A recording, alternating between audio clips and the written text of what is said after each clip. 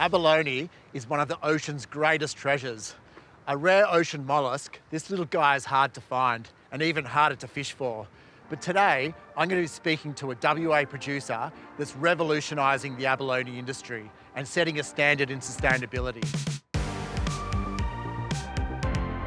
Operating out of Augusta in southwest WA, Rare Foods is pioneering a new method for sustainably farming one of the most sought-after products of the deep. I'm having a chat to Managing Director Brad Adams to find out more.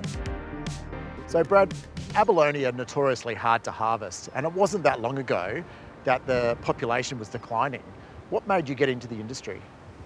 Well, I was actually born into the industry, Scott. In the late 1960s, my old man Terry Adams found the abalone beds here in Augusta, but it wasn't too long, a matter of a couple of decades, until the population of abalone started declining and people were getting really worried about the sustainability of the business. In the bay here in Flinders Bay, it's perfect for growing abalone, but there's not a lot of reef, a lot of habitat for the abalone to live on. So started doing little trials where we'd put concrete blocks out of materials of opportunity, and we had access to a hatchery where we could put baby abalone on those reefs. And from there we came up with the concept of ranching. First of all, we had to build the reef. We designed what we call the habitat. It's a reef structure about 1 metre high, 2 metres wide, and then we put the artificial reef on the seabed out there.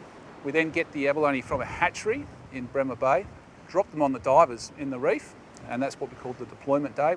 And the baby abalone over the next 3 to 4 weeks crawls out and makes its home on the reef. And from then, there's nothing else for us to do. So you know about rain grows crops.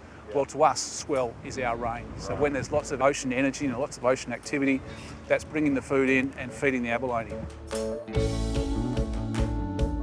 The scale of this operation is truly outstanding, and with buyers lining up from all over the world, it's not surprising.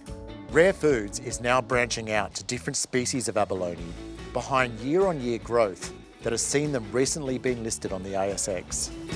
There he is.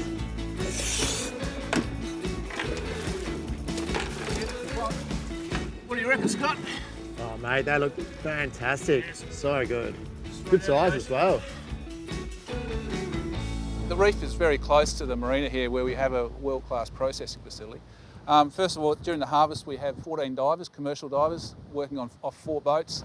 It takes about 6 hours to harvest nearly a tonne of abalone. We unload, that abalone is alive, straight into our live tanks in the processing factory.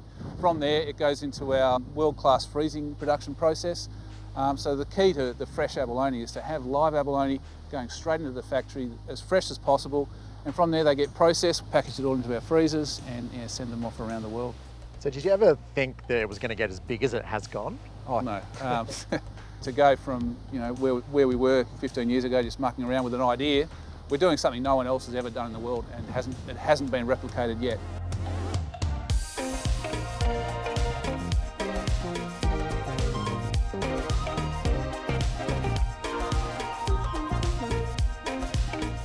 Brad, thank you so much for showing me around your little piece of paradise today. I'm so inspired to see what it takes to get abalone onto a plate. So I thought I'd come up with a little dish using some bits and pieces of what we can find in this area. Your beautiful abalone skewered with some pancetta and made a little sauce from the liver underneath. But it looks amazing. mate, thank you so much. It's been an absolute pleasure having you here today. Come again. Thanks, mate.